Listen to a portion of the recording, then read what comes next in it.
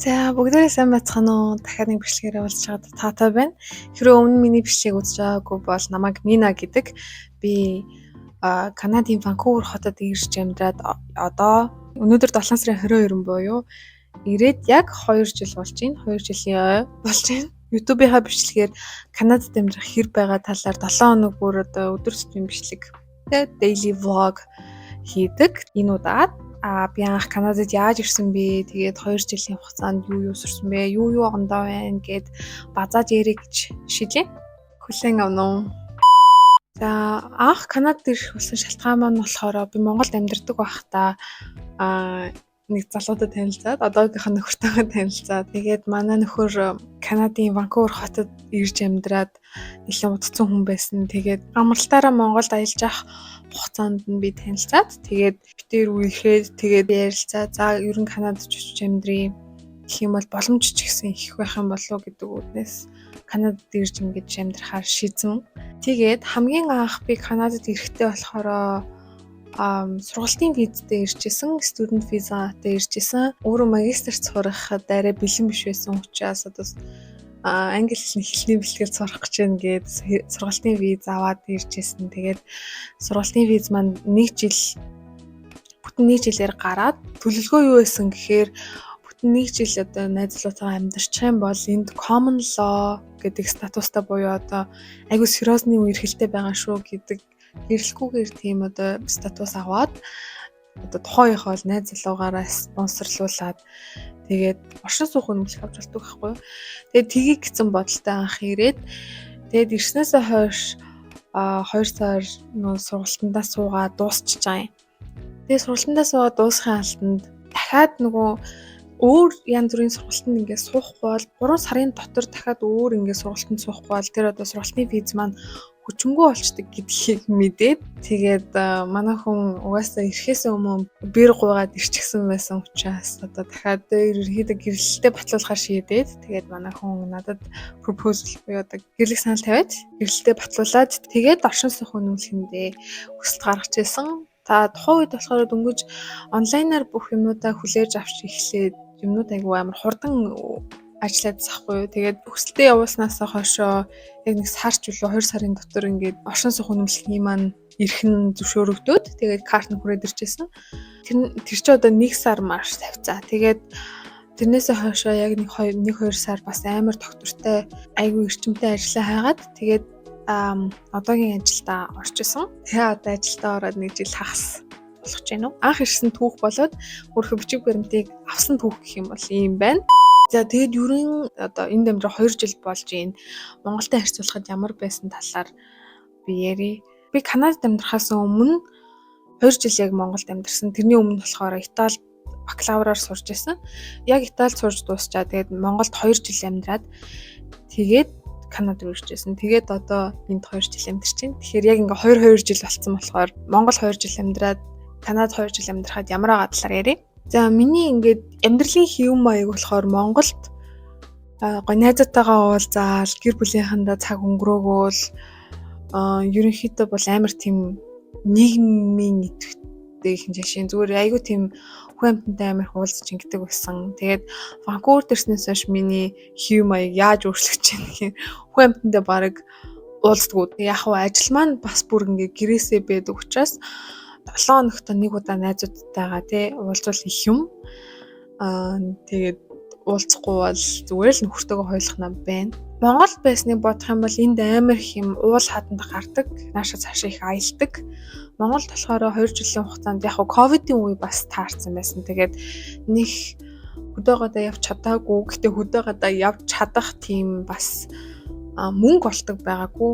Монголд ингээд ажил хийдэг, яг адилхан төрлийн ажил хийдэг байсан ч гэсэндээ цалин айгүй бага байсан. Тэгээд энтгийгтэй харьцуулах юм бол цалин айгүй бага байсан учраас амьдралын хэм их ялтч нөлөөлж байгаа юм л та. Энд ирснээсээ хойш ерөнхийдөө бол 7 хоногт нэг удаа л найзуудтайгаа уулзж гин үү ихтэй. Тэгээд уул хаданд амирх гарна. Монголд болохоор уул хаданд их гараад байхгүй. Зүгээр найзуудтайгаа аюу хуулзаж энэ тэнд суудаг.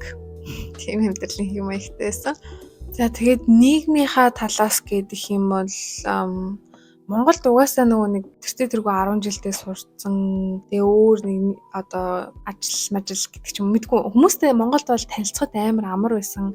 Найзууд болоход айгүй амар байсан. Энд ирснээс хойш би ерөөсөө найзууд хийж бараг чадахгүй байгаа.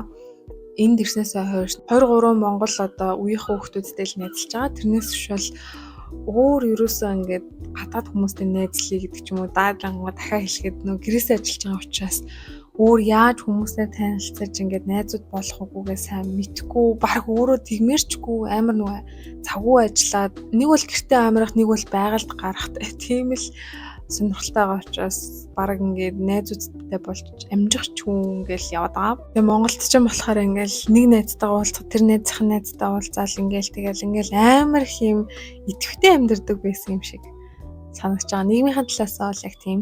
За ажлын талаас гэх юм бол Монголд бол яг одоо хийж байгаа шиг төрлийн ажил хийдэг байсан. Тэгээд ялгаа нь юу вэ гэхээр за цалин бол хамаагүй өндөр байгаа. Энд бол цалин хамаагүй өндөр байгаа. Тэгээ тэрийгээ дагаад ийшээ аялах, тэгээ өөртөө гоё юм хам авах гэдэг юм уу тиймэрхүү боломжууд надад аяг нэгдсэн. За тэрийгээ дагаад ажлын ачаал маш их нэмэгдсэн. Монголд одоо би бүтэн 3 4 сар хийдэг байсан ажлыг энд 7 хоногийн дотор гав ганцаархнаа хийгээд дуусгах хэрэгтэй болдог ч юм уу. Би Монголд бол ингээд хамгийн ихтэй нэг 2 3 төсөл дээр ч юм уу 2 3 ингээд ажил дээр ингээд ажиллаж байхад энд болохоор ингээд нэг дор хаяж 10 ажил дээр зэрэг ажиллах шаардлагатай болж байгаа. Тэгээ айгүй хурдан ажиллах хэрэгтэй. Тэгээ тэр бол яг definitely амар том ялгаа. Тэгээд анх ажил хайхад бас одоо жишээ нь би Монголд очиод сургуулаа дуусныхаа дараа ажил хайхад анхны аплайцсан хүсэлт гаргасан ажилдаа шууд орж исэн. Гэтэ тэр бас азар байсан баг. Гэтэл энд ирснээсээ хойш би бүтэн 1-2 сарын турш амар өдөр болгон айгүй хүн газар руу аплайд хийж азарны газарт орж исэн. Тэгэхээр ерөнхийдөө өрсөлдөөн маш өндөртэй. Монголыг бодох юм бол өрсөлдөөн маш өндөртэй гэсэн. Тэр бол ойлгомжтой байх. Гэхдээ тийм юм болж исэн. За тэгээд зүгээр хувийн ийм өөрчлөлтөөс гэх юм бол би ерөнхийдөө Канадад ирснээсээ хойш 2 жилийн дотор амар том хүн болсон юм шиг надад санагдаж байгаа. Яалтчгүй одоо айлын ихнэр нэр зүгээд тэ яг тэгж нэг ажилтдаггүй л дээ. Гэхдээ яг яалтчгүй гэрийнхаа санхүүг наашаа цаашаа болгоол хамтдаа ингээл айл гэр болоол ингээл болж байгаагийнх ерөөхдөө амар хурдан том болсон. Тэгээд одоо би 2 жилийн өмнөх өөрийгөө гээ бодох юм бол үнэхээр жоохон хүүхэд байжээ гэж бодохоор амар бодлон хүртэл өөрчлөгдсөн юм шиг надад санагдаж байгаа. Тэгээд тэр нь бол яг зүгээр Канадад ирсэнтэй холбоотой бол ер нь бол биш зүгээр тэгээ гадаадад хүнтэй хамт амьдрахаар ирээд тэгээ ингээд өөрийнхөө бие дааж байгаагийнх л байгаа л да.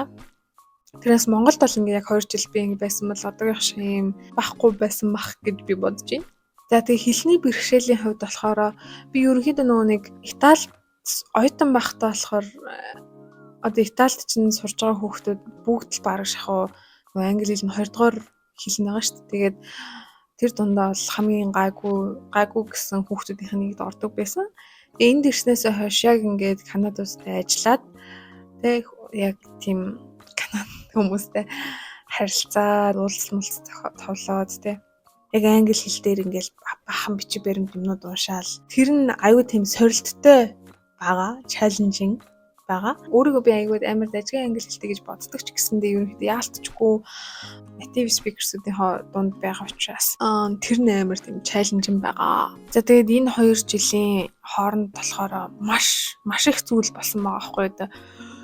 Гэрлээд хүртэл амжлаа. Тэгээд ерөнхийдөө бол амар олон зүйлүүд хийсэн. Айгүй амар завгүй амьдарч байгаа. Тэгээ энэ хугацаанд болохоор бас гэрээ амар их санаж байгаа. Яалтчгүй эхний жил бол бүр амар сандаг байсан. Тэгээ одоо л гайгүй болчиход байгаа ч гэсэндээ ерөнхийдөө бол гэрээ байнга санаж яадаг.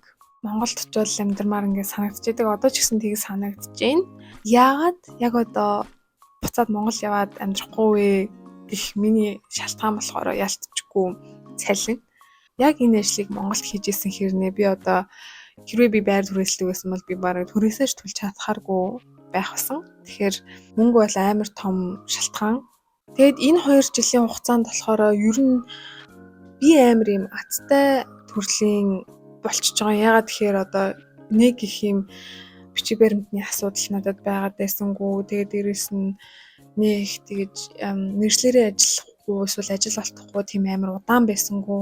Яалтчгүй гоё нэг тийм дэмжлэгтэй байгаа учраас бас миний азны юмнууд бол зөндөө байгаа. Гэтэ ер нь анх гадаад ирж амьдрах эхний жил бол амар хэцүү байдаг. Тэрийг маш сайн давах хэрэгтэй. Хүүхэнтэй маш сайн уулзаарай, танихгүй хүмүүстэй яаж иж байгаа hang out хийдэг буюу тий одоо цагийг хамтдаа өнгөрүүлдэг нэг тийм ганц хоёрхан хүнтэй байхад хангалттай шүү. Тэгээд нэг жил гараад ирсний дараа бүх юмдаа тасаад бүх юмнууд ингээ гарт ч орж ирээд гайгүй болчихно. Тэгэхээр эхний жилдээ маш сайн өөрийгөө чангалаарай гэж хүсэх байна. За энэ өнгөрсөн 2 жилийг ингээд дүгнээд хэлэх юм бол өнгөрсөн 2 жил маш завгүй болоод өнгөрчиж тэгээд амар их зүйлийг бас ухаарж айгүй их зүйлийг бас хийсэн байна. Тэгээ ийм их зүйлийг хийхэд эсвэл олон зүйлийг ухаарахад бас олон газрыг үзэхэд дэмжлэг болсон мэдээж нөхөртөө баярлаа, гэр бүлийнхэндээ баярлаа тийм. Тэгээд ийм дэмжлэгтэй байгаа учраас бас ингээд юмнуудыг 2 жилийн хугацаанд ингээд маш хурдан хийх боломжтой байгаа шүү гэж хэлэхээр байна. За тэгээд энэ удаагийнхаа бичлэгийг энд хүргээд өндөрлөж байна. Ирэх бичлэгээрээ дахиад уулзах хүртлээр түр баяртай.